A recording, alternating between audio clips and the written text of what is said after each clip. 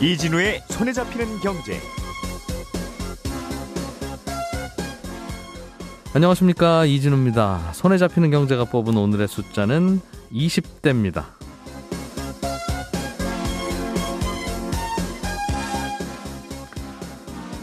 우리나라는 행복한 국가입니까? 누가 여러분께 이런 질문을 한다면 뭐라고 답변하시겠습니까? 오늘이 유엔이 정한 세계 행복의 날인데요. 국회의장실에서 한국갤럽에 의뢰해서 조사를 해봤더니 41%, 10명 중에 4명이 우리나라는 행복한 국가다 이렇게 답을 했고요. 47%는 보통 수준이다. 그리고 나머지 12%는 행복하지 않은 국가다 이런 답변을 내놨답니다. 연령별로 분석을 해봤더니 행복한 국가라는 답변이 가장 적게 나온 연령층이 20대 이하로 34%가 내가 보기에 우리나라는 안 행복한 나라다라는 답변을 했다는 거죠. 소확행이라는 용어 들어보셨어요? 소소하지만 확실한 행복을 쫓는 트렌드가 최근에 유행하는 것도 행복하지 않은 국가에서 나름대로 또 행복을 찾으려고 하기 때문이 아닌가 싶은데요. 하지만 심각한 일자리 문제를 비롯해서 주거, 결혼, 육아 등등 삶의 기본 조건들이 어느 정도 갖춰지지 않으면 이 소확행 오래가기가 어렵겠죠. 북유럽 국가 국민들이 가까운 사람들과 소박하고 여유로운 시간을 즐기는 것도 생각해보면 다른 기본 조건들이 다 충족됐기 때문에 가능한 일인데요. 신용만 내는 것이 아니라 토대를 쌓는 일에 더 집중할 때 청년들이 보다 행복한 국가가 되지 않을까 싶습니다.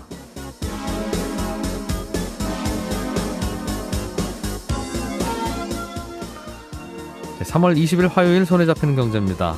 고공행진하던 가상화폐 시세가 올 들어서는 좀 시들해지는 분위기인 것 같은데 이런 중에도 가상화폐 공개라고 하죠. ICO라는 걸로 또 투자자들을 모으는 기업들도 있다고 합니다. 가상화폐 공개 ICO가 뭔지 오늘 공부 좀 해보겠습니다. 퇴직할 때 퇴직금 잘 받아나가고 싶은데 우리 회사는 퇴직연금 가입을 안 한 거를 이제야 알았습니다. 가입하고 안 하고가 사장님 마음대로 되는 겁니까? 이런 질문 등등 이 퇴직연금 제도에 대해서 궁금한 청취자분의 질문들을 오늘 노무사를 통해서 답을 좀 드리겠습니다. 3월 20일 손에 잡히는 경제 광고 듣고 바로 시작하겠습니다.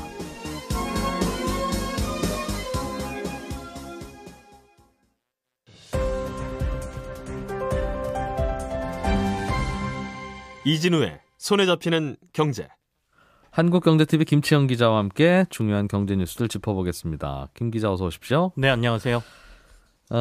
은행이나 카드사, 보험사는 고객들 정보 많이 갖고 있겠죠. 그렇죠. 뭐 하나 만들려고 하면 뭐 다 써야 되니까 주소니 무슨 전화번호니 주민번호 뭐 통장번호 등등. 그것뿐만 아니라 이 사람의 신용도라든지 뭐 카드사들은 카드를 이용한 내역 이런 것들까지 가지고 있으니까요. 정보가 굉장히 많다고 볼 수 있죠. 그래서 사실 나도 잘 모르는 나의 구매 어떤 습관이나 이런 것도 카드사는 알고 있고. 네. 그래서 예를 들면 5년 전 이날 내가 뭐 했는지는 저도 기억 안 나지 않습니까? 그렇죠. 그런데 교통카드 쓴 내역이랑 혹시 카드 긁은 내역 있으면 나 그때 맞아 거기 가서 내가 빵 사 먹었지 라는 걸 알 수 있으니까 사실은 그렇습니다. 저보다도 저를 더 많이 아는 게 카드사 정보일 텐데 이걸 금융회사가 사고 팔고 하는 거가 이제 앞으로 가능해집니까? 그렇습니다. 지금까지는 좀 우리나라는 흔히 말하는 빅데이터라고 얘기를 하죠. 수많은 데이터를 분석해서 이걸 돈벌이에 사용하는 것을 좀 규제해오는 입장이었거든요. 제한적으로 허용을 했습니다. 근데 앞으로는 이걸 조금 더 풀어주겠다라는 게 어제 금융당국이 밝힌 얘기고요. 네. 사실은 이 데이터를 이용하는 데는 두 가지 이슈가 항상 따라다니죠. 앞서 제가 말씀드린 빅데이터라는 긍정적으로 활용하면 정말 좋다라는 거고요. 또 하나는 빅브라더라 그래서 부정적인 면을 강조하는 겁니다. 이거야 사람들이 돌아다니고 아까 말한 대로 이진우 기자 어디서 뭐 먹었고 뭐 하는지 다 알 수 있잖아요. 어떻게 보면. 네. 그래서 잘못하면 감시용이나 잘못된 용도로 이용될 수 있다는 빅브라더 논란이 항상 충돌을 하는데요. 예. 전 세계적으로는 빅브라더 논란은 분명히 있지만 잘만 활용하면 앞으로 가치가 높기 때문에 이 빅데이터를 잘 활용하자라는 쪽으로 가고 있고요. 비즈니스 모델도 개발하고 여러 가지 활용도가 나오고 있기 때문에 우리나라도 좀 뒤처지면 안 된다라는 위기감이 좀 있었던 것 같습니다. 그래서 어제 민감한 개인정보 관련된 정보 이런 것들을 다 지우는 선에서 네. 이 제한적으로 허용을 하겠다 이렇게 발표를 했습니다. 그게 그동안 항상 고민이더군요. 네. 그러니까 사실은 개인 이진우가 여기서 빵을 사 먹었는지 혹은 뭐 닭을 튀겨 먹었는지 이거는 사실은 안 궁금하다. 네네. 그런데 예를 들면 서울에 사는 40대 남자 누가 여기서 빵을 자주 사 먹는구나라는 정보가 필요한 거니까 그렇죠. 당신의 개인 정보는 싹 지우고 그게 이진우든 김채영이든 그건 우리는 관심도 없고 당신이 불안해하니 그건 지워주겠는데 네네. 당신들의 나이 뭐 혹은 성별 혹은 재산 정도 혹은 거주지 등등 우리가 알고 싶어하는 그런 정보가 당신의 소비 정보가 연결되어 있는 그 데이터는 좀 쓰자라는 네, 그렇습니다. 게 업계의 이제 요구였고 네. 우리는 거기서 이름을 지운다 하더라도 나중에 카드사 내역하고 맞춰보면 또 알 수 있는 거 아닌가. 이론적으로 전혀 앞으로는 절대 복구가 안 되게 지울 수 있는 게 아니지 않느냐라는 그런 불안감이었어요. 암호화하고 지운다 하더라도 혹시나 이걸 안 하고 유통시킬 수도 있지 않느냐 뭐 이런 것도 있고요. 그래서 일단은 정부에서는 이게 누구의 정보다라는 걸 전혀 알지 못하게 해서 하도록 하고 이걸 지키지 않으면 여러 가지 형사적인 처벌까지 다 하겠다라고 어제 발표를 한 것이고요. 네. 일단은 말씀하신 대로 일반적인 어떤 서비스에 개별 기업들이 활용하는 데까지는 조금 시간은 걸릴 것 같은데 금융 분야부터 먼저 조금씩 많이 열 것 같습니다. 그래서 지금 신용평가 회사들 위주로 해서 먼저 서비스들이 만들어질 것 같은데요. 신평사들은 카드사들이나 다른 금융사들의 정보를 같이 결합해서 신용평가를 하기 시작하면 네. 조금 더 명확한 신용평가를 할 수가 있습니다. 지금까지는 그걸 안 썼나 봐요. 서로 교류가 잘 안 됐습니다. 제한적으로밖에 안 됐거든요. 그렇다 보니까 뭐 흔히 말하는 신용도를 중신용자들에게 뭐 대출을 많이 해라 정부가 요구를 하더라도 이 사람에 대한 명확한 신용도를 평가하기 좀 어렵다. 단순히 위험하다는 것 때문에 이제 그런 상품도 못 나오고 했거든요. 하기야 이분이 어디 가서 뭐 타고 다니고 뭐 사 먹고 하는 걸 알면 네. 아 이분 괜찮겠네 빌려줘도 기본적으로 알 수도 있고. 은행에서는 알 수 있는 게 소득 증명 이런 거잖아요. 그러니까 네. 소득 정도를 보고 이제 대출을 얼마나 했는지 이런 것만 보고 신용 평가를 하는데 네. 앞으로는 그 외의 소득이 있을 수도 있고 보니까 카드도 엄청 많이 쓰고 다니고 연체도 잘 안 하고 그러면 이 사람은 어디선가 돈 나오는 구멍이 더 있나 봐. 그래서 신용도를 좀 높게 줄 수도 있고요. 그러니까 뭐 이런 걸로 해서 신용카드사들과 뭐 신평사들과 같이 해서 신평사들이 다양한 모델을 내놓고 금융사들은 거기에 맞는 금융상품을 좀 더 내놓겠다 이런 얘기가 있고요. 그리고 이제 공공부문의 데이터도 같이 활용할 수 있게 하겠다는 거거든요. 그래서 신용정보원이나 보험개발원 등에 쌓여 있는 여러 가지 공공정보를 금융회사 중에서도 한 중견 정도의 금융회사들, 중견 이하의 금융회사들, 그리고 새롭게 핀테크 사업을 하는 뭐 사업자들, 네. 그리고 연구기관 등에는 이 공공 데이터를 제공하겠다 이렇게 정부가 밝혔습니다. 지금까지는 막혔었던 그런 부분을 네, 알겠습니다. 걱정되는 부분이 있긴 한데 그건 좀 잘 고민들을 좀 해봐야 되겠어요. 이러다가 또 뭐 대량으로 고객 정보 유출되고 하면 또 이렇게 좀 열심히 해봅시다 하는 부분에 대해서도 또 하지 마로 바뀌지 않겠습니까? 그렇습니다. 이게 사실은 2014년도에 카드사들이 개인정보 굉장히 많이 유출해가지고 크게 문제가 됐던 거 기억하실 거예요. 한 개도 아니고 몇 군데 카드사가 개인정보가 유출되는 바람에 네. 이제 여러 가지 문제들이 있었거든요. 그래서 이 빅데이터를 활용을 금융권에서 그동안 이렇게 제한적으로 했던 것은 사실 2014년도에 이 카드사들의 개인정보 유출 사건의 트라우마 때문에 그랬다. 뭐 이렇게까지도 얘기를 하는데 네. 일단 그걸 좀 벗어나자. 그리고 활용도를 좀 높여보자. 그리고 여러 가지 부작용에 대해서는 허들을 좀 걸어서 잘 막아보자 이런 거거든요. 그래서 앞으로는 어쨌든 간 조금 더 활용도가 높아질 것 같기는 한데 그렇다면 뭐 회사들은 좋아지는데 나는 뭐가 좋아져? 이 데이터 분석하면 이렇게 생각하시는 분들도 있을 거 아니에요. 그래서 일단은 아까 말씀드린 대로 다양한 맞춤형 서비스가 제공되기 시작하면 생활의 편리함이 좀 늘어날 겁니다. 네. 실제로 돌아다니다 보면 당신이 자주 이용하는 어떤 상품에 대한 정보가 날아온다든지 취향에 맞는 뭔가가 이렇게 제공된다든지 이런 것들이 있을 테고요. 실제적으로 금융사에서는 아마도 그 정보 제공 동의라든지 뭐 이렇게 금융상품 가입할 때 여러 가지 단계가 많이 축소될 것으로 보여요. 네. 보다 정확한 신용 평가를 그 빅데이터를 활용해서 하게 되기 때문에 이 사람의 위험 성향이라든지 아니면 투자 성향 같은 것들이 이미 파악이 되는 거잖아요. 그래서 금융당국도 앞으로 금융상품에 가입할 때 막 30개 정보 제공 동의에 이렇게 사인하고 체크하고 하는 것들을 3분의 1 수준으로 줄이고 대신에 정확한 정보를 전달할 수 있는 간략한 정보 제공 책 이런 것들을 제공하겠다 이렇게 밝혔습니다. 네.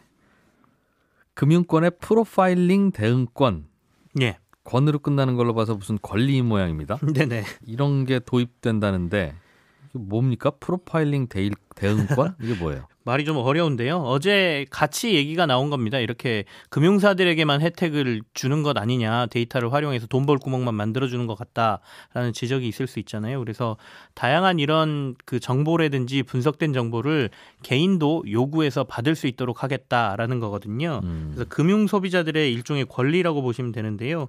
사실 현재 내 신용 등급이 어느 정도가 되는지 그리고 예를 들어 제 신용 등급이 뭐 C등급이다 뭐 하더라도 왜 C등급인지 알려달라. 그래도 제대로 알 수가 없지 않습니까? 네. 그래서 이것과 관련돼서 소비자가 자기 주권의 어떤 보호 방안으로 프로파일링 대응권이라는 게 도입되면 왜 이렇게 됐는지 그리고 설명을 해달라고 요구할 수 있는 권리가 생기는 언제 것이고요. 뭐 연체한 것 때문에 이렇게 됐으며 네. 구체적으로 뭐 때문에 그런 건지 예, 내 등급이 어떻게 되고 이건 왜 이런 분석으로 나왔고 결정적으로 이렇게 된 이유가 뭐냐 이런 것들을 물어볼 수 있는 권리가 생긴다는 것이고요. 네.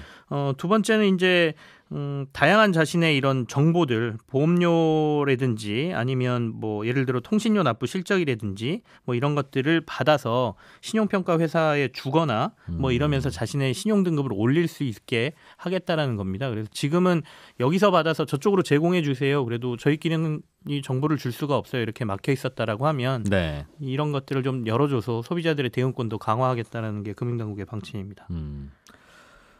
미국에서는 페이스북이 고객 정보를 일부러 유출했다는 의혹을 받고 있군요. 예, 이거는 이제 또 빅브라더로 가는 거죠. 방금 전에 이제 빅데이터의 효용성을 말씀드렸다면 이번에는 빅브라더의 위험성을 말씀드리는 건데요. 페이스북이라는 SNS죠. 그러니까 다양한 개인적인 사적인 얘기도 올리고 여러 가지 생활 반경, 뭐 사진도 올리고 이러지 않습니까? 예. 근데 여기서 분석된 자료를 2016년도에 페이스북이 한 그 신용 어떤 평가 회사 같은 데에다가 제공을 했고 여기에 제공된 그 데이터가 2016년도 트럼프 대통령의 선거 이제 그 후보 측과 네. 연결이 됐다는 거예요. 그래서 선거에 악용됐다라는 이제 논란이 일어난 것이거든요. 재밌는 것은 이 사실도 캠브리지 대학 교수가 개발한 어플리케이션을 통해서 밝혀졌어요. 지난주에 미국 언론들이 캠브리지 대학의 알렉산드로 코건 교수가 개발한 This is your digital life라는 성향 분석 어플리케이션을 통해서 네. 페이스북 이용자의 개인정보가 대량으로 데이터 분석 업체인 캠브리지 애널리티카로 넘어갔고 이게 아까 말씀드린 대로 트럼프 공화당 대선 후보 측과 연계가 됐다라고 이제 보도를 한 것이고요. 이것 때문에 지금 미국은 굉장히 논란이 좀 되고 있고 결국에는 개인정보 유출과 함께 사생활보호 규정을 위반한 것이다라고 지금 조사를 받게 됐고요. 네. 그래서 아까 말씀드린 그 데이터 분석 업체는 이제 계정도 중지됐고 여러 가지 활동도 지금 중지된 상태인데 이게 그러니까 This is your digital life라고 하는 애플리케이션이 예. 페이스북이 운영하는 애플리케이션인 거예요? 아니요, 그렇지 않습니다. 이거는 페이스북이 운영하는 회사는 아니고요. 예. 아까 말씀드린 대로 요거는 캠브리지 대학에서 한 교수가 만든 어플리케이션이죠. 그러니까 네. 정보의 유통이라든지 뭐 이런 것들을 쉽게 파악할 수 있는 어플리케이션인 것 같습니다. 이걸 통해서 그걸 통해서 들여다보니까 페이스북이 내 개인 정보를 어디로 갖고 갔더라라는 걸 알게 된 모양입니다. 예, 그렇게 된 겁니다. 그래서 이게 미국만의 문제가 아니라 지금 영국에서도 지금 논란이 되고 있는데요. 네. 영국의 페이스북 사용자 이용자들의 정보를 이 똑같은 업체가 브렉시트 논란이 있을 때 정치적으로 이용했다라는 지금 논란을 또 받고 있어요. 이게 어느 정도로 이용했는지는 아직은 밝혀지지 않았겠습니다만 개인 예를 들면 이진우, 김치영이 어떤 식의 성향을 가지고 있다라는 네. 것까지 알고 있다면 기분 안 좋은 일이고. 그렇죠. 연령하고 성향, 뭐 성별 이런 것까지 그리고 어느 지역이 네. 뭐 여기에 좀 강하더라. 예를 들어 뭐 트럼프에 반대하는 의견이 어느 지역이 강하더라.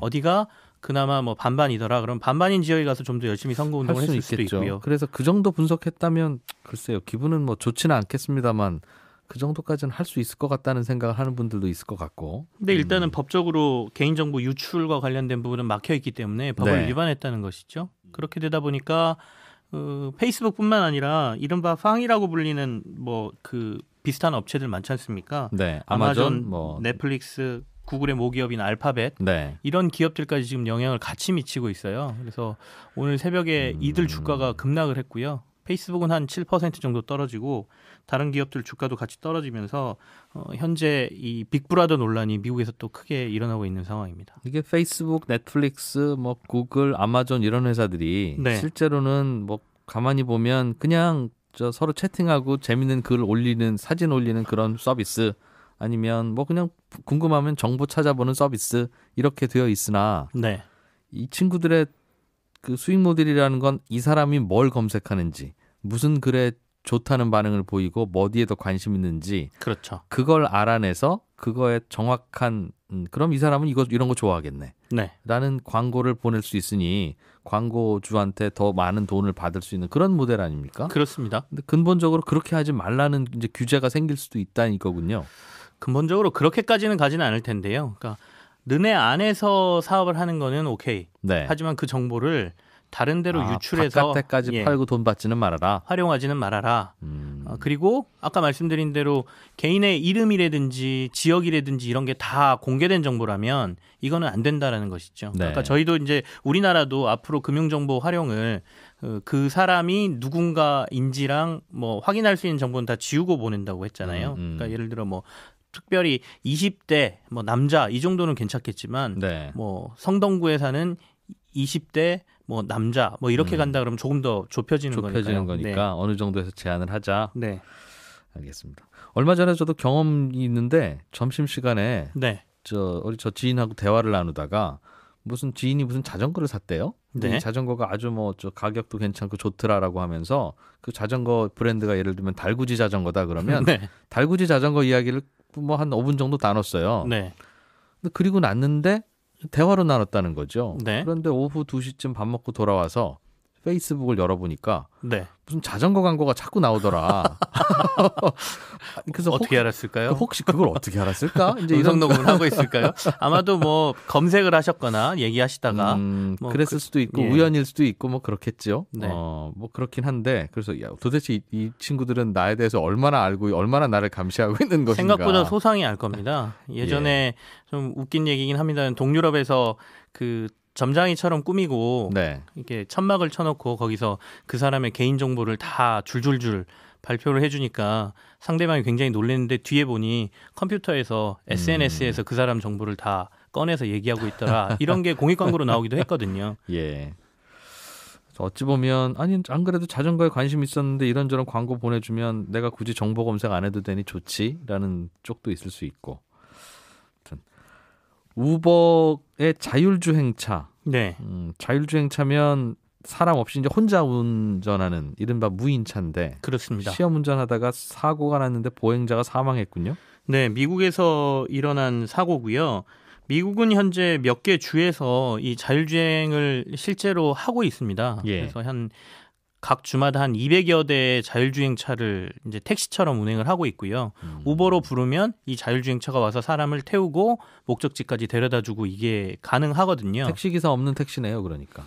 근데 법적으로 지금 운전석에 사람이 앉아 있어야 합니다.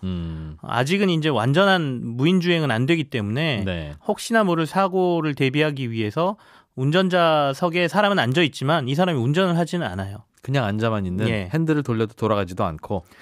물론 뭐 수동으로 할 수 있는 것도 있을 거라고 생각은 드는데요. 정확치는 않습니다. 제가 네. 이 부분은 잘 예. 몰라서. 근데 어쨌든 사람이 앉아 있는 상태에서 그 무인 운행을 하고는 있는데요.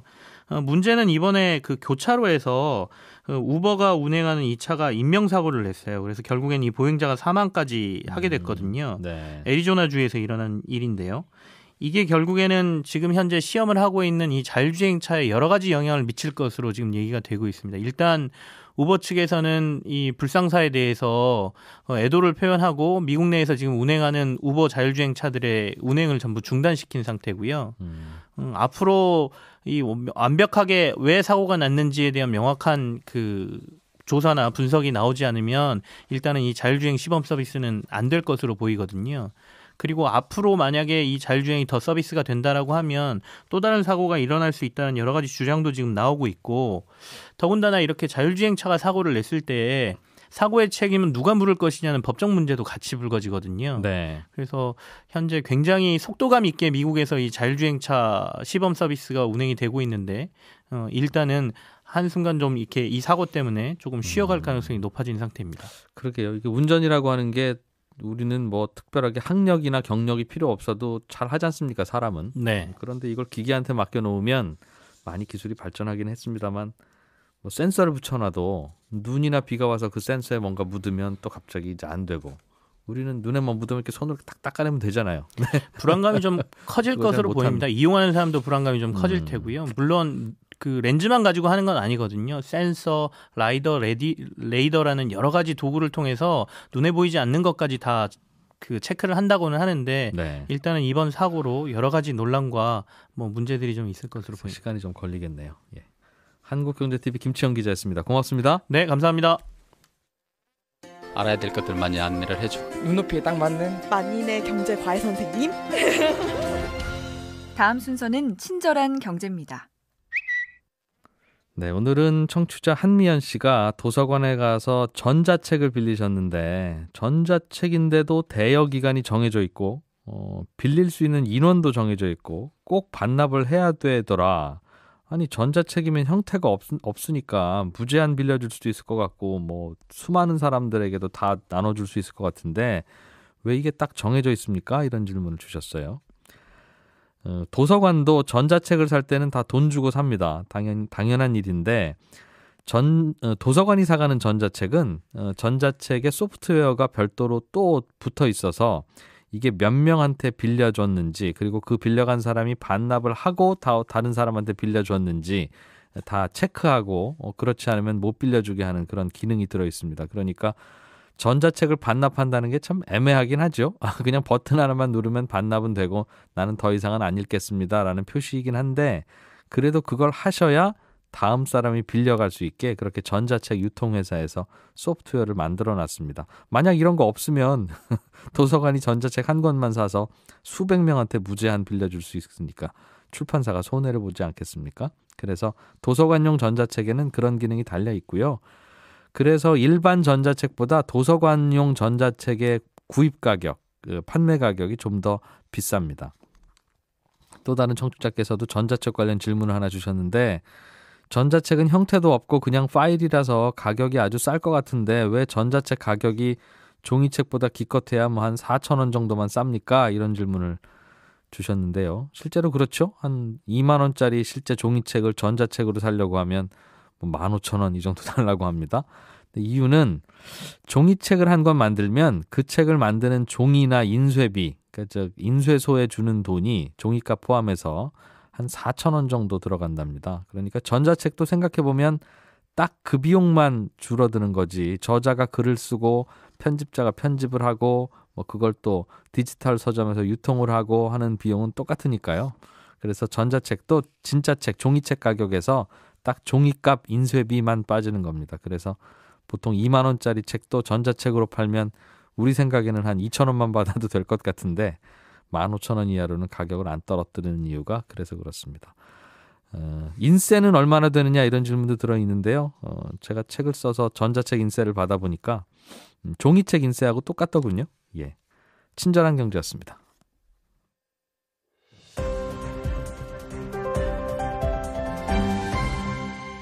경제를 생각하는 사람들의 즐거운 습관. 이진우의 손에 잡히는 경제. 요즘 뭐 가격이 왔다 갔다 해서 가상화폐에 대해서는 가격이 어떻다 하는 말을 하기가 좀 애매하긴 합니다만 어젯밤에 시작된 G20 회의에서도 가상화폐를 법적으로 규제를 좀 해야 되겠다는 이야기도 나오고 하면서 가격이 하락세를 보이는 날도 많습니다. 그런데 또 이 와중에서 국내 굴지의 IT 기업들은 가상화폐를 통한 자금 모집, ICO라는 걸 한다고 하고요. 정부에서는 그래서 이걸 허용해야 될 거냐 말아야 될 거냐 이런 고민도 하고 있는 것 같습니다. 오늘은 ICO란 어떤 거고 기업들은 왜 ICO에 나서는지 또 여기에 어떤 고민들이 숨어 있는지 좀 알아보죠. 고려대 정보보호대학원의 김승주 교수를 전화로 연결했습니다. 김 교수님. 네, 안녕하십니까. 예, 좀 ICO라고 하는 거에 대해서 좀 설명을 해주셔야 될 것 같은데 일단은 뭐 가상화폐에 대해서도 비트코인, 이더리움 등등 이런 것도 생소한 분들도 있고 저도 잘 모르니까요. 예, 네네. 설명 좀 부탁드리겠습니다. 요새 뭐 가상화폐, 암호화폐, 뭐 디지털 화폐 뭐 이런 얘기들이 많지 않습니까? 예, 그냥 쉽게 얘기하면 옛날에 뭐 싸이 무슨 회사가 있었습니다. 예, 거기서 이제 도토리라는 거를 사용자들한테 팔았죠. 네. 그래서 사용자들은 그 도토리를 갖고 이모티콘도 사고 음악도 사고 뭐 이랬었습니다. 네. 사실은 이런 암호화폐, 가상화폐, 뭐 비트코인 이런 것들은 이 도토리랑 되게 비슷하다고 보시면 됩니다. 그래서 인터넷상에서 이 어떤 디지털 정보, 디지털 화폐를 이용해서 물건들을 사고 팔 수 있다라고 보시면 되고요. 네. 근데 차이점이라면 도토리라는 건 그 도토리를 발행하고 운영하는 특정 회사가 있었습니다. 예. 에스모라는 회사가 있었죠. 예, 예. 그런데 이런 비트코인이나 이더리움은 이런 화폐를 발행하거나 관리하는 중앙에 어떤 관리기관이 없다라고 보시면 됩니다. 소위 이제 이것을 가능케 하기 위해서 블록체인이라는 기술을 쓰는 거고요. 네. 그래서 중앙에 특정 관리하는 기관이 없는 그냥 도토리구나 이렇게 생각하시면 되겠습니다. 혼자 작동되는 그런 조직이라는 뜻이네요. 그렇죠. 그러니까 사실은 중앙에 어떤 기관이 없는 대신에 네. 인터넷 구성원 모두가 참여해서 공동으로 그 일을 십시일반 나눠서 하자는 겁니다. 그렇군요. 그런데 그런 가상화폐를 그럼 이제 만들어서 쓰면서 그 가상화폐를 기반으로 무슨 거래도 하고 그러자는 의미로는 들리는데 네. ICO라고 하는 건 이건 뭡니까? 가상화폐 공개라고는 표현이 됩니다만 지금까지는 그럼 뭐 공개가 안 됐다는 뜻인가요? 뭐예요? ICO가? 그러니까 ICO는 이제 Initial Coin Offering의 약자입니다. 예. 그냥 개념적으로는 우리가 기업 공개라고 하는 IPO하고 굉장히 비슷하다고 보시면 됩니다. IPO. 네네. 코스닥에 상장하는 걸 IPO라고 하죠. 그렇죠. 기업이. 우리가 보통 예. IPO, 그러니까 코스닥에 상장을 하면 거기에 대해서 자금을 유치할 수 있고 그 대가로 주식을 주지 않습니까? 네. ICO는 이거랑 굉장히 유사합니다. 근데 어떤 차이가 있냐면 네. 나는 이제 미래에 이러이러한 서비스를 만들 겁니다. 그러고선 예를 들면 이 서비스를 동작시키기 위해서 나는 손경제 코인이라는 걸 쓰겠습니다. 이렇게 얘기하는 겁니다. 그러면 투자자들이 그 네. 사업 계획서를 이렇게 읽어본 다음에 이게 성공할 것 같단 말이죠. 네. 그러면 기존의 비트코인이나 이더리움 같은 가상화폐를 그 기업에 주고 손경제 신규 코인을 바꿔가는 겁니다. 왜요? 손경제 신규 코인이 네. 앞으로 인기가 있어서 가격이 오를 것 같으니까? 그렇죠. 그런데 이제 IPO와의 차이는 뭐냐면 예. 기존의 IPO는 이제 주식을 갖지 않습니까? 네. 그래서 이 주식을 상당수 갖고 있으면 회사 경영권에도 참여할 수가 있습니다. 배당도 받을 수 있고요. 그렇죠. 주주총회 가서 표도 제시할 수 있고. 그렇죠. 그런데 네. 이 ICO는 단순히 그냥 손경제 코인으로 바꾼 것이지 어떤 회사에 대한 운영권이나 이런 것들은 일반적인 경우에 갖고 있지를 못합니다. 그래요? 예. 반면에 장점은 뭐냐면 네. 우리가 IPO하는 경우에는 뭐 한국이면 한국, 미국이면 미국 이런 특정 지역에서 공개하고 주식을 발행하고 현금을 받고 이러지 않습니까? 그렇죠. 나스닥에 상장하든 코스닥에 상장하든 정해서 특정 저 거래소에서만 내 주식이 거래되도록 하지요. 그렇죠. 그런데 이 ICO는 가상 화폐를 가지고 투자를 받기 때문에 예. 국경에 제약이 없다는 장점이 있습니다.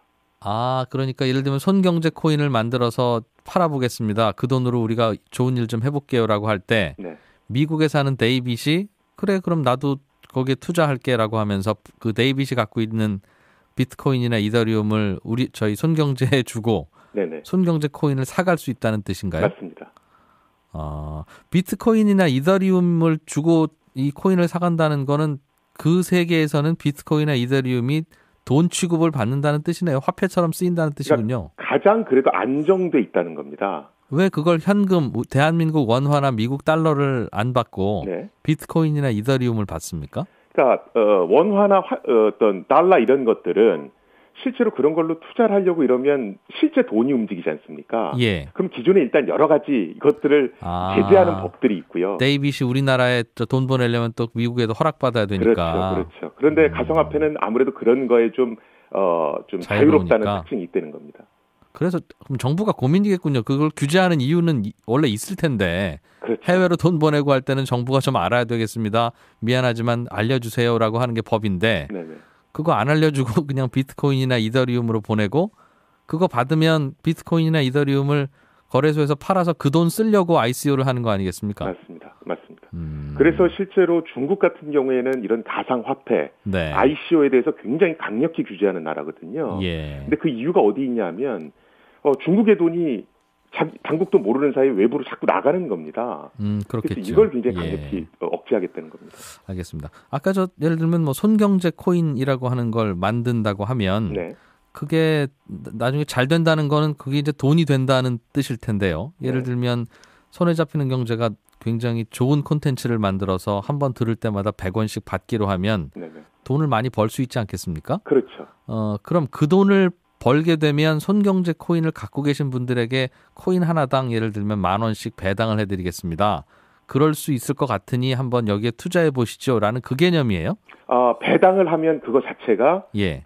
증권의 효력을 갖는 거기 때문에 정부의 규제를 받게 되고요. 그럴 거면 손경제 주식회사를 세워서 주식 나눠줘라 이러겠지요. 여기서 이제 어떻게 보는 거냐면 예. 앞으로 이제 손경제가 굉장히 좋은 프로그램을 이렇게 기획하고 있습니다. 예. 그런데 이걸 하려면 어떤 촬영하고 이래야 되니까 자본금이 필요하니까 네. 손경제 코인을 만들 테니까 비트코인이나 이더리움으로 투자를 하십시오 이렇게 얘기하는 겁니다. 네. 그러면 투자자들이 그런 보고서 같은 걸 읽겠죠.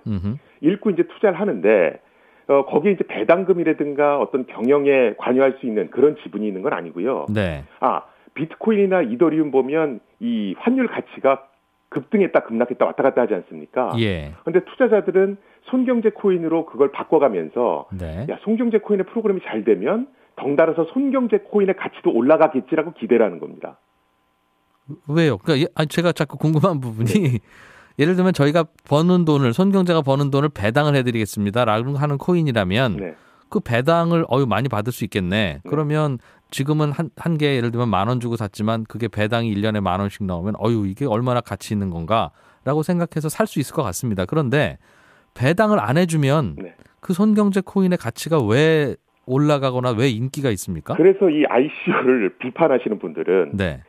주식 공개, 그러니까 기업 공개, IPO는 여러 가지 내가 뭐 배당금도 없고 여러 가지 할 수 있는 게 있단 말이죠. 예. 그런데 이 ICO는 기존에 코인을 주고 신규 코인을 발급받는 것이고 아무런 혜택을 누리지 못하는데 도대체 왜 이걸 해야 하는가? 네. 라고 굉장히 부정적인 입장을 보이시는 분도 있습니다. 그러니까 예를 들면 가수 조용필 씨가 조용필 카드라고 하는 걸 만들어서 네. 팔고 당신들끼리 거래하세요라고 할 때 조용필 씨 음반이 많이 팔리고 TV 출연도 자주 하고 하면 그 카드 값이 오른다는 거 아니겠습니까? 맞습니다.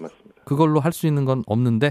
그렇죠. 그래서 그나마 지금 제가 말씀드린 개념은 네. 굉장히 고전적인 개념의 ICO고요. 네. 그런 문제점들, 지금 말씀하신 문제점들이 계속 제기되다 보니까 요새는 이 ICO의 종류가 좀 다양해졌습니다. 예. 그래서 대표적인 것이 기능형 ICO, 그러니까 유틸리티 코인 뭐 이렇게 얘기하는 게 하나 있고요. 네. 또 하나가 자산형 코인 뭐 이렇게 얘기하는 게 있습니다. 자산형 코인은 기존의 주식이랑 똑같다고 보시면 됩니다. 손경제 코인을 발행할 텐데 네. 이 손경제 코인을 사신 분들은 향후에 손경제가 굉장히 잘 되면 그거에 대해서 배당금도 받으시고 여러 가지 경영권에도 참여하실 수 있습니다. 네. 이렇게 하는 겁니다. 그럼 주식하고 똑같고 가격이 왜 오르는지 설명이 되는군요. 그렇죠. 그런데 예. 이거 일단은 이런 자산형 ICO의 경우에는 주식과 똑같기 때문에 네. 기존 여러 가지 주식과 관련된 법의 제재를 받습니다. 그래야겠죠. 그런데 예. 이게 이제 ICO 하는 사람들은 싫거든요. 제재 받기가 그렇죠. 네. ICO를 하는 사람들은 기업 공개, IPO보다는 제재를 덜 받으면서 돈을 끌어모으고 싶은 거거든요. 네. 그래서 나온 게 기능형 ICO라고 그러는 겁니다. 소위 이제 유틸리티 ICO 이렇게도 얘기하는데요. 이건 뭐냐면 손경제 코인을 사십시오. 그래서 손경제 코인을 사잖아요. 그러면 손경제 콘텐츠를 그 코인 갖고 이용할 수 있는 네. 그런 어떤 권한을 부여해 주는 겁니다. 손경제 상품권이군요. 그렇죠. 예를 들어서 손경제 콘텐츠가 굉장히 잘 되면 그걸 VOD 서비스로 해서 이렇게 팔 수도 있지 않습니까? 그런데 이제 기존에 코인을 발행한 사람은 그걸 이제 무료로 이용할 수 있을 테니까 네. 그런 장점이 있는 거죠. 그렇군요. 그렇다 하더라도 그 가격이 오르는 건 아직은 납득은 안 됩니다. 예를 들면 손경제 콘텐츠를 한 번 듣는데 500원인데 네. 코인 하나의 가격이 500원이면 그 코인 하나 사서 들면 되니까 코인 가격이 500원일 텐데 네. 그 코인 가격이 왜 1,000원이 됩니까? 예를 들면 한 번 들을 때마다 저희가 500원만 받겠습니다라고 하면 계속 그 가격인 것이지요. 그래서 사실은 이런 경제학자 분들은 이 ICO라는 게 사실은 해결해야 될 문제가 너무 많다. 네. 지금 말씀하신 것과 같이 실제로 이 ICO 그 코인의 가치를 어떻게 환산하는지 그 어떤 인과관계가 굉장히 애매모호하다. 네. 이런 것들을 좀 더 분석해 봐야 된다라고 얘기하시는 분들이 많습니다. 그래요. 또 투자를 쉽게 받을 수 있다는 건 또 어찌 보면 정부 입장에서 보면 위험하다고 할 수 있지만 또 벤처기업이나 초기 스타트업은 투자를 못 받으면 성장을 못 하는데 네. 투자를 쉽게 받을 수 있는 게 꼭 뭐 나쁜 거는 아니니까요. 우리가 고민해 볼 필요는 있겠네요. 이게 쉽다고는 하면. 그런데 문제는 투자를 받기 위해서는 보통 백서라는 걸 씁니다. 네. 화이트 페이퍼라고 해서 백서라는 걸 쓰는데 우리가 어떻게 사업해서 어떻게 벌겠습니다라는 계획. 그렇죠. 예. 그런데 이것이 기존의 예를 들어 기존의 기업 공개를 하더라도 IPO를 하더라도 여러 가지 정보가 투명하게 공개되지 않습니까? 네. 그런데도 사실은 상장된 다음에 망하는 기업도 많고 사기를 치는 그런 기업도 많단 말이죠. 예. 그런데 ICO의 경우에도 백서를 내긴 하지만 IPO 즉 기업 공개에 비해서는 그 백서가 좀 너무 부실합니다. 심사를 받는 것도 아니고. 그렇죠. 그리고 일반 어떤 대중들은 그 기술에 대한 이해도가 너무 낮다 보니까 네. 그냥 이렇게 어떤 분위기에 휩쓸려서 투자하는 경우들이 많은 그런 문제가 있습니다. 알겠습니다. 그걸 투자는 자기 책임이라고 그냥 방치할 거냐 아니면 그걸 정부가 또 지킬 건 지켜줄 거냐 이런 고민을 정부가 하겠네요. 네. 맞습니다. 고려대 정보보호대학원 김승주 교수였습니다. 고맙습니다. 예, 감사합니다.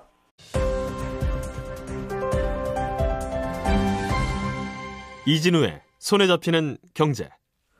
네, 퇴직금에 대한 궁금한 질문들, 퇴직연금제도에 대한 궁금증 풀어보겠습니다. 김창희 노무사가 전화로 연결돼 있습니다. 안녕하십니까? 네, 안녕하세요. 김창희입니다. 예. 그 예전에는 퇴직금이라고 하면 퇴직금을 정말 회사에다 금고에다 쌓아두거나 했다가 퇴직하겠다고 하면 그거를 이제 두툼한 봉투에 넣어서 이제 나눠줬는데 요즘엔 퇴직연금제도라고 하는 걸 운영하지요? 네네, 그렇습니다. 예. 그런데 저희 한 청취자분께서 어떤 회사는 다녀보니까 퇴직연금제도를 운영하지 않더라. 그냥 퇴직금 뭐 퇴직할 때 드립니다. 이런 옛날 제도를 운영하고 있는데 직원들은 요즘 퇴직연금제도가 더 좋다고 해서 바뀐 것 같으니 퇴직연금제도를 도입하고 싶은데 사장님이 원하지 않는 것 같다. 이거 이래도 되는 겁니까? 이런 질문을 보내오셨습니다. 예, 저희 우리나라 퇴직연금제도가 2005년도에 생겼고요. 예. 네, 퇴직금제도하고 퇴직연금제도가 퇴직할 때 일시불로 받으면 별 차이를 못 느껴서 퇴직연금을 도입했는지 안 했는지 모르는 경우도 있는데 네. 실제 퇴직연금제도가 현재 2012년 7월 26일 그 이전에 설립된 사업장들은 반드시 도입해야 된다라는 법적 의무는 없습니다. 그러니까 7월, 회사 설립일이 2012년 7월 26일 이전이냐 이후냐에 따라서 네네. 법적 의무만 그렇게 되어 있는데 실제로 예. 2012년 7월 26일 이후에 설립된 사업장은 1년 이내에 퇴직연금을 도입해야 된다라고 법적 의무는 있지만 네. 벌칙 조항이 없습니다. 그래요? 신설되는 사업장이 법 내용을 잘 모르기도 하지만 네. 대부분 중소형세 사업장이고 그리고 재무 상태가 좋지 않은 경우가 많으니까 퇴직연금 도입을 좀 꺼려하는 게 현실입니다. 그러면 지금은 우리나라의 그 어떤 기업도 퇴직연금 제도를 의무적으로 도입해야 되는 기업은 없는 겁니까? 즉 의무적이라는 표현은 안 한다고 해서 벌 받는 그런 규정에 적용받는 기업은 없는 겁니까? 네, 현재 그렇긴 하지만 이제 퇴직연금을 도입하는 경우에는 손비 인정이라는 세제 혜택이 있어서 네. 대규모 기업일수록 퇴직연금 도입률이 상당히 높고 하려고 하겠군요. 네네, 그렇습니다. 알겠습니다. 그러면 이제 퇴직연금 우리 회사에 처음부터 계속 다녔으면 우리 회사가 퇴직연금 가입하는 건지 했는지 안 했는지 알겠지만 갑자기 중간에 입사하면 이 회사는 퇴직연금 제도를 하는 회사인지 안 하는 회사인지는 재무 담당자한테 물어봐도 되긴 하겠으나 어디 다른 데 사이트에 들어가서 확인해 볼 수 있는 곳은 혹시 없어요? 예, 물론 있습니다. 퇴직연금 도입한 사업장에서는 1년에 한 번 이상 그 근로자들한테 퇴직연금 가입자 교육을 해야 합니다. 네. 퇴직연금 사업자인 금융기관이 대행하는 경우도 있는데요. 이 대행하는 또 금융기관 퇴직연금 사업자는 정기적으로 퇴직연금 가입자들한테 퇴직연금 납부 내역하고 운용 내역을 통지해야 됩니다. 퇴직연금 사업자라고 하는 게 은행이나 증권사죠? 네, 은행, 증권, 보험사 이렇게 이제 크게 세 군데가 있는데, 예. 근데 이제 DB형 같으면 근로자분들 개인한테 그 운용 내역 통지가 안 되기 때문에 노동조합이나 노사협의회 근로자위원한테 확인하실 수도 있고요. DC형 같으면 퇴직연금 사업자가 그 근로자가 가입한 상품의 자산운용 보고서를 분기에 한 번씩 보내줍니다. 보내준다는 게 우리 집 주소로 보내준다는 겁니까? 근로자 개인에? 이메일로 받으시는 경우도 있고 우편물로 받으시는 분들도 있습니다. 알겠습니다. 그걸로 확인할 수 있다는 거군요. 예, 그리고 퇴직연금뿐만이 아니라 그 근로자들이 자기가 금융기관에 가입한 전체 연금 상품, 개인연금 상품까지를 포함해서 전부 다 알아보고 싶으시면 네. 금융감독원 통합연금 포털 사이트에 공인인증서 가지고 회원 가입해서 조회해 보시면 예, 자기가 가입한 연금 상품 전체를 검색해 보실 수도 있습니다. 네. 통합연금 포털 금감원이 운영하는 알겠습니다. 네, 그렇습니다. 예. 회사를 다니다 보면 회사가 합병을 하기도 하고 어느 회사에 인수되기도 하는데 네. 그런 경우에도 내 퇴직금 제도는 변경은 안 됩니까? 회사가 합병하거나 인수하는 경우에는 대부분 합병이나 인수의 조건으로 근로자 고용 승계를 조건으로 하거든요. 네. 그래서 근로자 고용 승계에서 계속 근로를 인정하기 때문에 퇴직금도 그대로 합병회사로 합병하거나 인수한 회사로 승계됩니다. 방식도? 다만 이제 합병이나 인수를 하는 경우에도 퇴사 절차를 꼭 밟고 재입사하는 방식으로 하는 경우가 있거든요. 네네. 그 경우에는 합병전 회사에서 퇴직금 받으시고 그리고 새로 출근하는 그 합병 인수 회사에서는 근속연수를 새로 따지기 시작합니다. 네. DB형과 DC형이 있다고 말씀 주셨는데 퇴직연금에는 네네. DB형은 회사가 알아서 운영하는 거니까 근로자는 신경 쓸 것도 없고 간섭할 이유도 없고 네. DC형은 근로자가 개인이 알아서 굴리는 거니까 이것저것 신경을 써야 되는데 네. 근로자가 그럼 DC형일 경우에는 나는 이 회사한테 맡겼는데 잘 못 굴리는 것 같거나 그래서 다른 회사로 옮기려고 한다, 금융회사를. 그게 가능합니까? 네, 가능합니다. 네. 그러면 그건 그냥 예를 들면 제가 A은행에서 가입한 퇴직연금인데 C증권사나 D보험사로 가겠습니다 하면 그냥 가면 되는 거예요? 예, 이제 DC형만 좀 답변을 드리자면 네. DC형은 근로자 개인이 자기 퇴직연금을 어떤 곳에 넣어서 운용할지를 결정하거든요. 예. 그래서 근로자가 퇴직연금 사업자한테 연락해서 자기가 원하는 상품으로 바꿀 수 있습니다. 그 말은 증권사나 보험사나 은행에 전화한다는 뜻이네요. 네, 그렇습니다. 예. 다만 이제 DC형의 경우에도 퇴직연금 상품 그 만기 약정 기간이 있습니다. 예. 그래서 보통 1년인데 중도 해지 수수료 있을 수 있겠군요. 예, 만기 약정 기간 전에 바꾸려고 하면 중도 해지 수수료가 높기 때문에 좀 알겠습니다. 조심하셔야 하고요. 예. 김노무사님 오늘은 여기까지만 듣겠습니다. 네, 고맙습니다. 감사합니다. 예, 김창희 노무사였습니다. 네, 손에 잡히는 경제 내일 오전 11시 10분에 또 오겠습니다. 고맙습니다.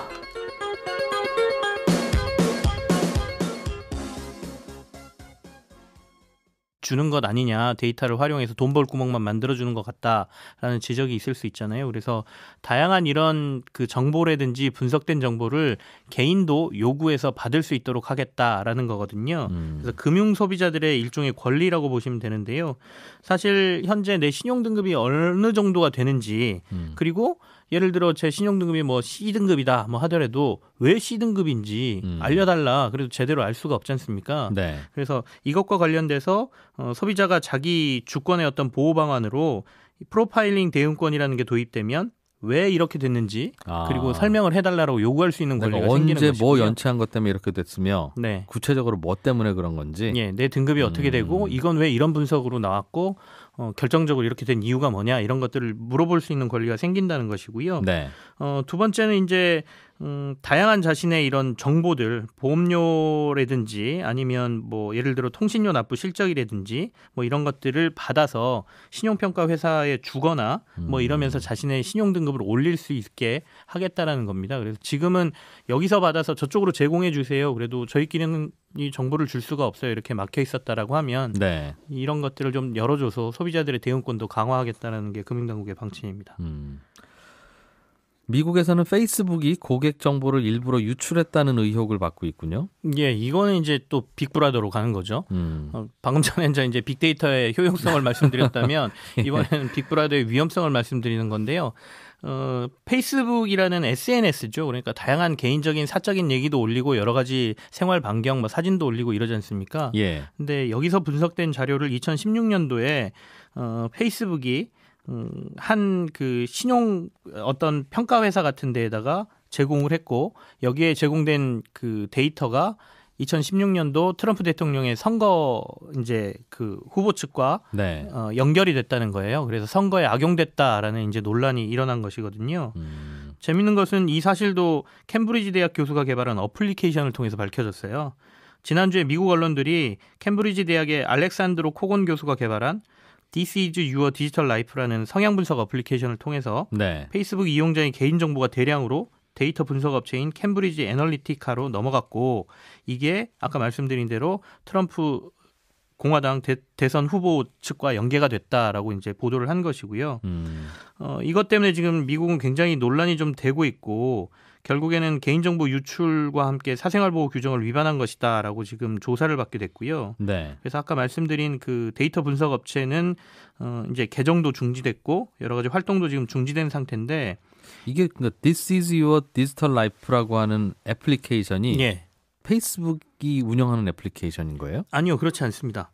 이거는 페이스북이 운영하는 회사는 아니고요. 예. 아까 말씀드린 대로 요거는 캠브리지 대학에서 한 교수가 만든 어플리케이션이죠. 그러니까 네. 정보의 유통이라든지 뭐 이런 것들을 쉽게 파악할 수 있는 어플리케이션인 것 같습니다. 이걸 통해서 그걸 통해서 들여다보니까 페이스북이 내 개인 정보를 어디로 갖고 갔더라라는 걸 알게 된 모양입니다. 예, 그렇게 된 겁니다. 그래서 이게 미국만의 문제가 아니고 대출을 많이 해라 정부가 요구를 하더라도 이 사람에 대한 명확한 신용도를 평가하기 좀 어렵다. 단순히 위험하다라는 것 때문에 이제 그런 상품도 못 나오고 했거든요. 하기야 이분이 어디 가서 뭐 타고 다니고 뭐 사 먹고 하는 걸 알면 네. 아 이분 괜찮겠네 빌려줘도. 기본적으로 예, 은행에서는 알 수 있는 게 소득 증명 이런 거잖아요. 그러니까 네. 소득 정도를 보고 이제 신용을 대출을 얼마나 했는지 이런 것만 보고 신용 평가를 하는데 네. 앞으로는 그 외에 소득이 있을 수도 있고 보니까 카드도 엄청 많이 쓰고 다니고 연체도 잘 안 하고 그러면 이 사람은 어디선가 돈 나오는 구멍이 더 있나 봐. 그래서 신용도를 좀 높게 줄 수도 있고요. 예. 그러니까 뭐 이런 걸로 해서 신용카드사들과 뭐 신평사들과 같이 해서 신평사들이 다양한 모델을 내놓고 금융사들은 거기에 맞는 금융상품을 좀 더 내놓겠다 이런 얘기가 있고요. 그리고 이제 공공부문의 데이터도 같이 활용할 수 있게 하겠다는 거거든요. 그래서 신용정보원이나 보험개발원 등에 쌓여 있는 여러 가지 공공정보를 금융회사 중에서도 한 중견 정도의 금융회사들, 중견 이하의 금융회사들, 그리고 새롭게 핀테크 사업을 하는 뭐 사업자들, 네. 그리고 연구기관 등에는 이 공공 데이터를 제공하겠다 이렇게 정부가 밝혔습니다. 지금까지는 막혀 있었던 그런 부분을. 네. 알겠습니다. 걱정되는 부분이 있긴 한데 그건 좀 잘 고민들을 좀 해봐야 되겠어요. 이러다가 또 뭐 대량으로 고객 정보 유출되고 하면 또 이렇게 좀 열심히 해봅시다 하는 부분에 대해서도 또 하지 마로 바뀌지 않겠습니까? 그렇습니다. 이게 사실은 2014년도에 카드사들이 개인정보 굉장히 많이 유출해가지고 크게 문제가 됐던 거 기억하실 거예요. 한 개도 아니고 몇 군데 카드사가 개인정보가 유출되는 바람에 네. 이제 여러 가지 문제들이 있었거든요. 그래서 이 빅데이터를 활용을 금융권에서 그동안 이렇게 제한적으로 했던 것은 사실 2014년도에 이 카드사들의 개인정보 유출 사건의 트라우마 때문에 그랬다. 뭐 이렇게까지도 얘기를 하는데 네. 일단 그걸 좀 벗어나자. 그리고 활용도를 좀 높여보자. 그리고 여러 가지 부작용에 대해서는 허들을 좀 걸어서 잘 막아보자 이런 거거든요. 그래서 앞으로는 어쨌든 간 조금 더 활용도가 높아질 것 같기는 한데 그렇다면 뭐 회사들은 좋아지는데 나는 뭐가 좋아져? 이 데이터 분석하면 이렇게 생각하시는 분들도 있을 거 아니에요. 그래서 일단은 아까 말씀드린 대로 다양한 맞춤형 서비스가 제공되기 시작하면 생활의 편리함이 좀 늘어날 겁니다. 네. 실제로 돌아다니다 보면 당신이 자주 이용하는 어떤 상품에 대한 정보가 날아온다든지 취향에 맞는 뭔가가 이렇게 제공된다든지 이런 것들이 있을 테고요.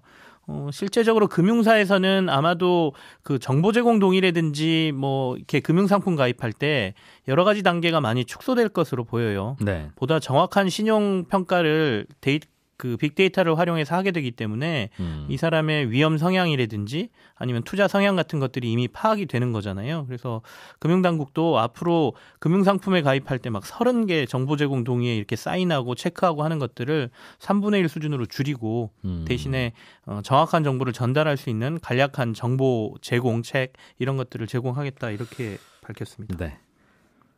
금융권의 프로파일링 대응권. 예. 권으로 끝나는 걸로 봐서 무슨 권리 모양입니다. 네네. 이런 게 도입된다는데 이게 뭡니까? 프로파일링 대응권? 이게 뭐예요? 말이 좀 어려운데요. 어제 같이 얘기가 나온 겁니다. 이렇게 금융사들에게만 혜택을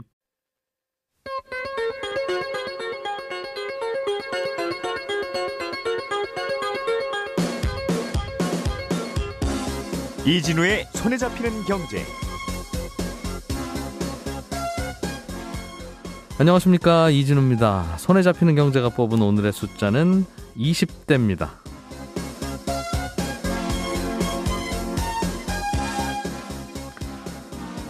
우리나라는 행복한 국가입니까? 누가 여러분께 이런 질문을 한다면 뭐라고 답변하시겠습니까? 오늘이 유엔이 정한 세계 행복의 날인데요. 국회의장실에서 한국갤럽에 의뢰해서 조사를 해봤더니 41%, 10명 중에 4명이 우리나라는 행복한 국가다 이렇게 답을 했고요. 47%는 보통 수준이다. 그리고 나머지 12%는 행복하지 않은 국가다 이런 답변을 내놨답니다. 연령별로 분석을 해봤더니 행복한 국가라는 답변이 가장 적게 나온 연령층이 20대 이하로 34%가 내가 보기에 우리나라는 안 행복한 나라다라는 답변을 했다는 거죠. 소확행이라는 용어 들어보셨어요? 소소하지만 확실한 행복을 쫓는 트렌드가 최근에 유행하는 것도 행복하지 않은 국가에서 나름대로 또 행복을 찾으려고 하기 때문이 아닌가 싶은데요. 하지만 심각한 일자리 문제를 비롯해서 주거, 결혼, 육아 등등 삶의 기본 조건들이 어느 정도 갖춰지지 않으면 이 소확행 오래가기가 어렵겠죠. 북유럽 국가 국민들이 가까운 사람들과 소박하고 여유로운 시간을 즐기는 것도 생각해보면 다른 기본 조건들이 다 충족됐기 때문에 가능한 일인데요. 신용만 내는 겉이 아니라 토대를 쌓는 일에 더 집중할 때 청년들이 보다 행복한 국가가 되지 않을까 싶습니다.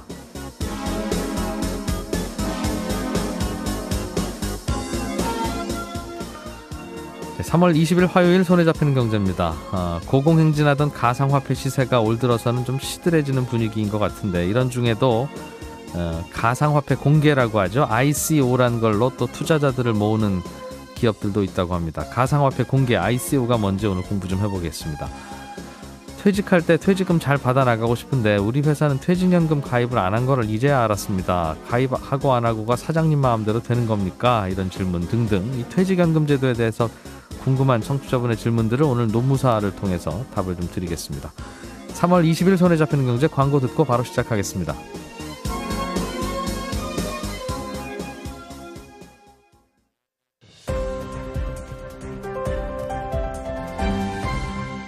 이진우의 손에 잡히는 경제.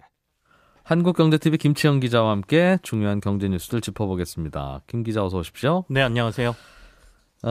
은행이나 카드사, 보험사는 고객들 정보 많이 갖고 있겠죠. 그렇죠. 뭐 하나 만들려고 하면 뭐 다 써야 되니까 주소니 무슨 전화번호니 주민번호 뭐 통장번호 네. 등등. 그것뿐만 아니라 이 사람의 신용도라든지 뭐 카드사들은 카드를 이용한 내역 이런 것들까지 가지고 있으니까요. 정보가 굉장히 많다고 볼 수 있죠. 그래서 사실 나도 잘 모르는 나의 구매 어떤 습관이나 이런 것도 카드사는 알고 있고. 네.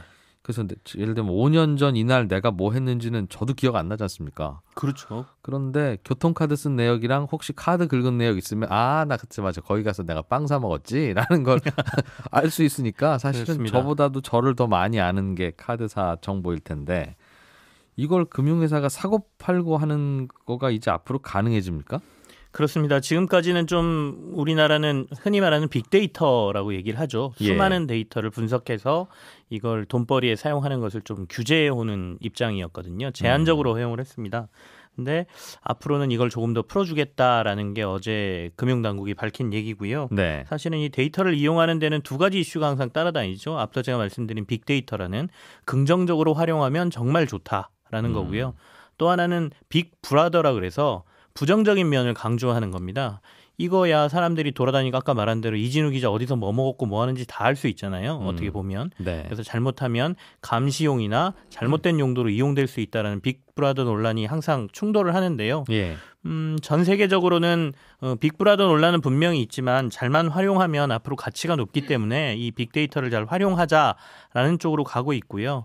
비즈니스 모델도 개발하고 여러 가지 활용도가 나오고 있기 때문에 우리나라도 좀 뒤처지면 안 된다라는 위기감이 좀 있었던 것 같습니다. 그래서 어제 민감한 개인정보, 관련된 정보 이런 것들을 다 지우는 선에서 네. 이 제한적으로 허용을 하겠다 이렇게 발표를 했습니다. 그게 그동안 항상 고민이더군요. 그러니까 사실은 개인 이진우가 여기서 빵을 사 먹었는지 혹은 뭐 닭을 튀겨 먹었는지 이거는 사실은 안 궁금하다. 네네. 그런데 예를 들면 서울에 사는 40대 남자 누가 여기서 빵을 자주 사 먹는구나라는 정보가 필요한 거니까. 그렇죠. 당신의 개인 정보는 싹 지우고 그게 이진우든 김채영이든 그건 우리는 관심도 없고 당신이 불안해하니 그건 지워주겠는데. 네네. 당신들의 나이 뭐 혹은 성별 혹은 재산 정도 혹은 거주지 등등 우리가 알고 싶어하는 그런 정보가 당신의 소비 정보가 연결되어 있는 그 데이터는 좀 쓰자. 네, 그렇습니다. 라는 게 업계의 이제 요구였고, 네.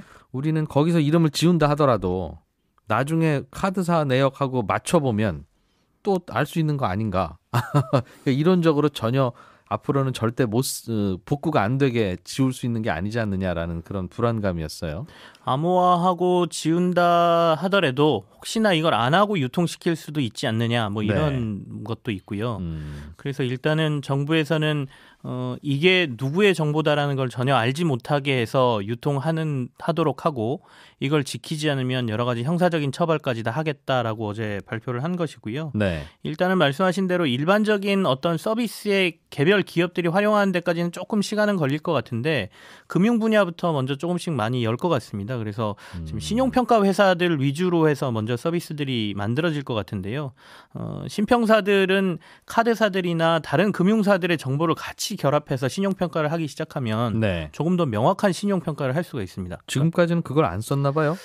서로 교류가 잘 안 됐습니다. 제한적으로밖에 안 됐거든요. 그렇다 보니까 뭐 흔히 말하는 신용도를 중신용자들에게 지금 영국에서도 지금 논란이 되고 있는데요. 네. 영국의 페이스북 사용자 이용자들의 정보를 이 똑같은 업체가 브렉시트 논란이 있을 때 정치적으로 이용했다라는 지금 논란을 또 받고 있어요. 이게 어느 정도로 이용했는지는 아직은 밝혀지지 않았겠습니다만 개인 예를 들면 이진우, 김치영이 어떤 식의 성향을 갖고 있더라라는 것까지 알고 있다면 기분 안 좋은 일이고.